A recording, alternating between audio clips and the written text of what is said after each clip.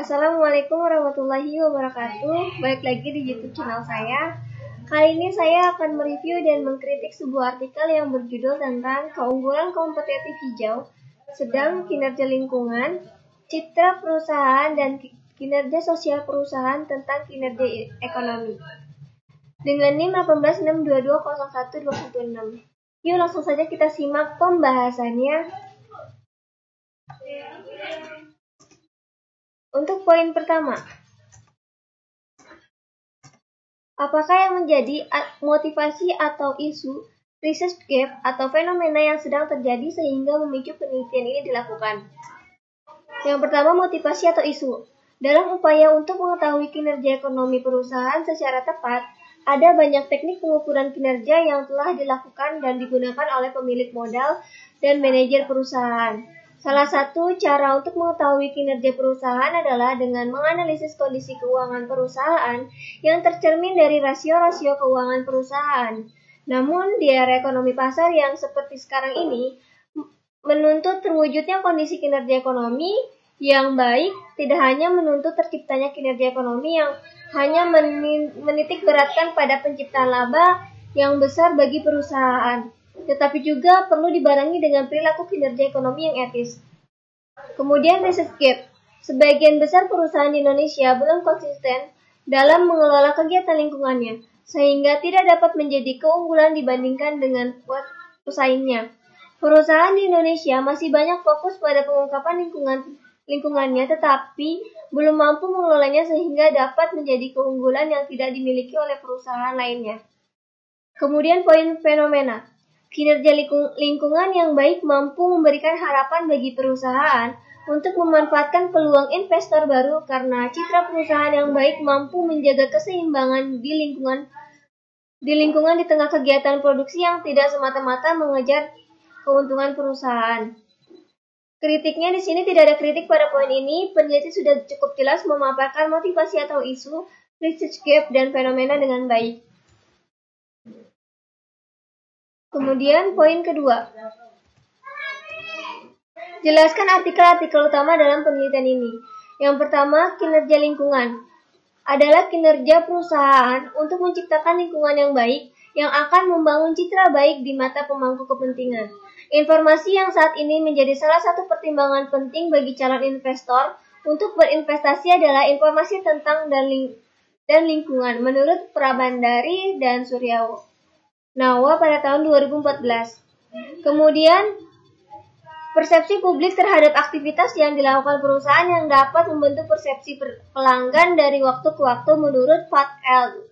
Pada tahun 2000. Kemudian, Orlitsky dan Benjamin pada tahun 2001 menyatakan bahwa investasi dalam kinerja sosial perusahaan bersifat jangka panjang.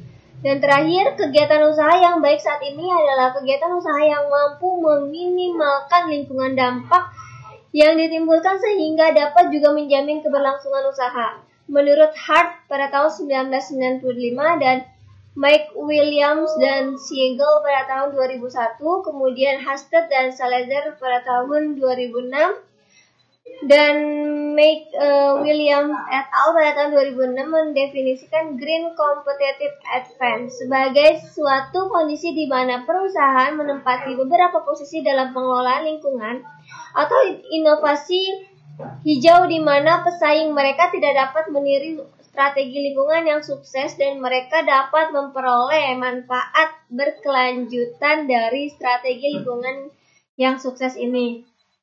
Kritiknya, tidak ada kritik pada poin ini. Peneliti sudah cukup jelas memaparkan artikel-artikel dalam penelitian ini. Kemudian, poin ketiga. Apakah yang menjadi kebaruan novelty dari penelitian ini?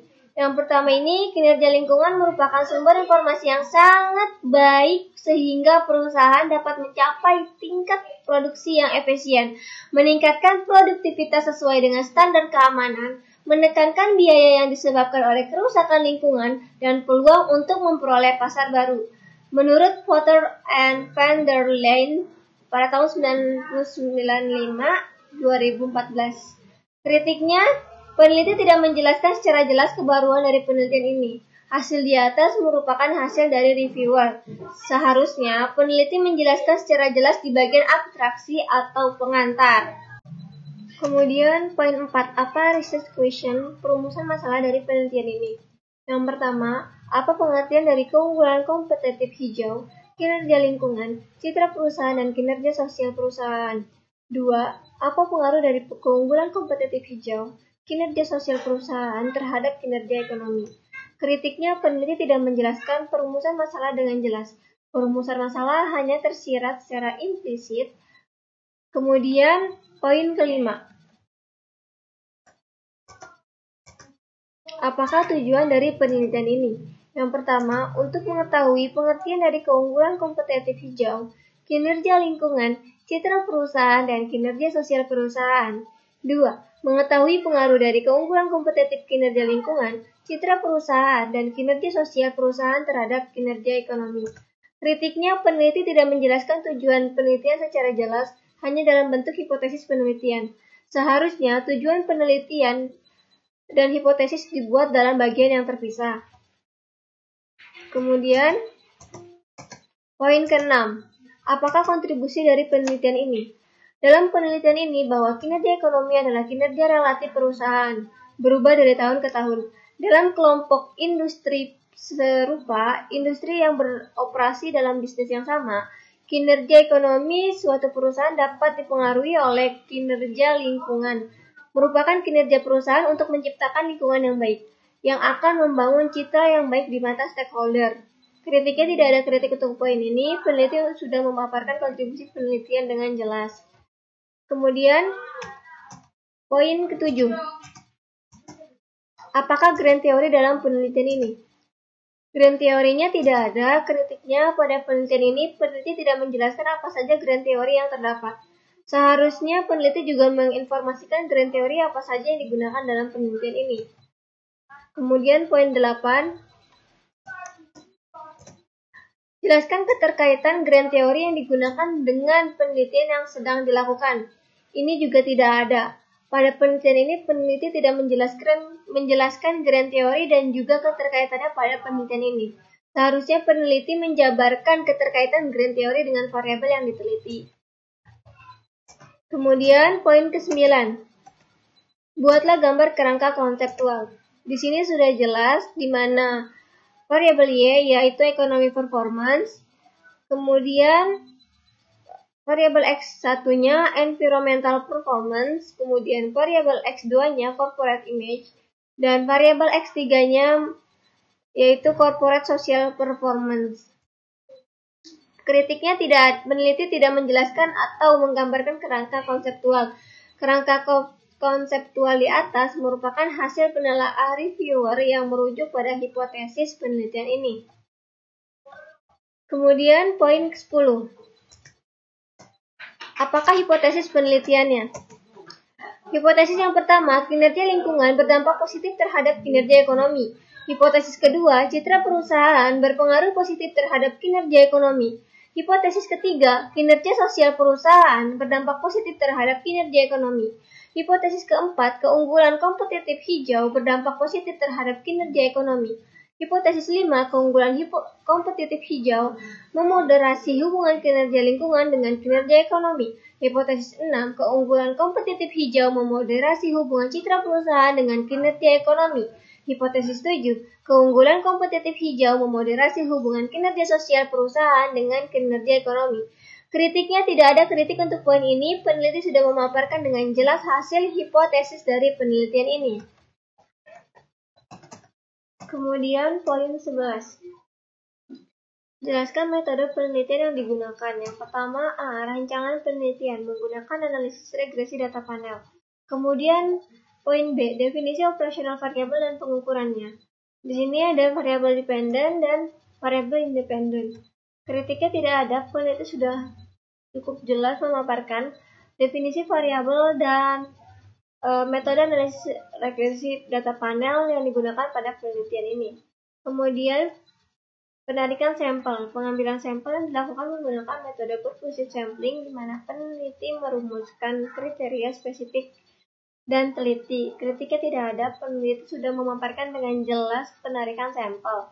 Kemudian, unit analisis perusahaan manufaktur yang terdaftar di Bursa Efek Indonesia pada periode 2013 dan 2017.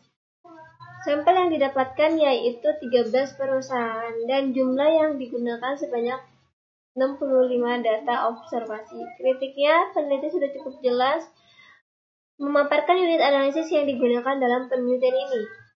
Kemudian, jenis data yang digunakan. Jenis data yang digunakan diperoleh dari website resmi Bursa Efek Indonesia dan masing-masing perusahaan yang sedang diambil sampelnya.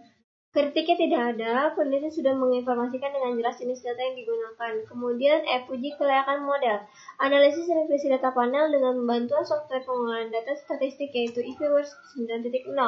Kemudian G, metode analisis data. Pada penelitian ini tidak dijelaskan metode pengujian untuk pemilihan model regresi data panelnya. Kemudian poin 12. Jelaskan persamaan regresi yang digunakan untuk pengujian hipotesisnya. Di sini sudah jelas peneliti memaparkan persamaan regresi data panel tersebut. Kemudian poin 13. Jelaskan pembahasan hasil penelitian, statistik deskriptif, hasil uji kelayakan model, hasil uji hipotesis.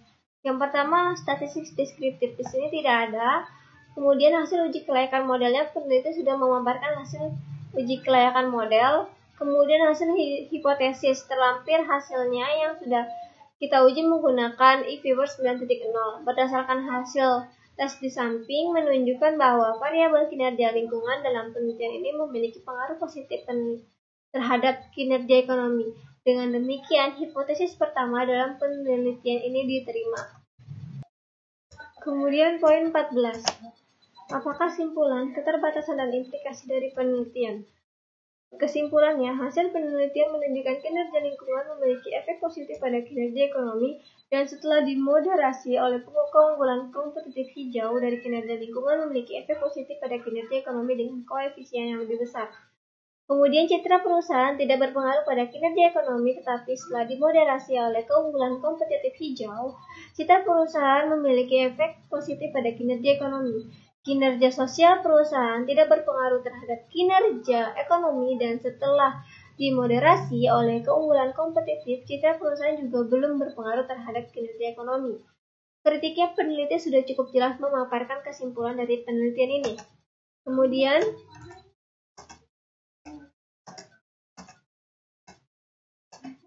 keterbatasan. Di sini tidak ada, peneliti tidak menjelaskan keterbatasan dalam penelitian ini. Seharusnya peneliti juga menggambarkan apa saja keterbatasan yang dialami selama penelitian dilakukan sehingga reviewer dapat mengetahui keterbatasan yang dialami oleh peneliti. Kemudian implikasi. Peneliti tidak menjelaskan implikasi penelitiannya. Seharusnya peneliti menjelaskan hasil penelitiannya sebagai masukan kepada perusahaan manufaktur maupun pembaca. Sekian review artikel dari saya, kurang lebihnya mohon maaf. Jangan lupa like, comment, and subscribe, dan share ke teman-teman kalian supaya video ini lebih bermanfaat. Assalamualaikum warahmatullahi wabarakatuh.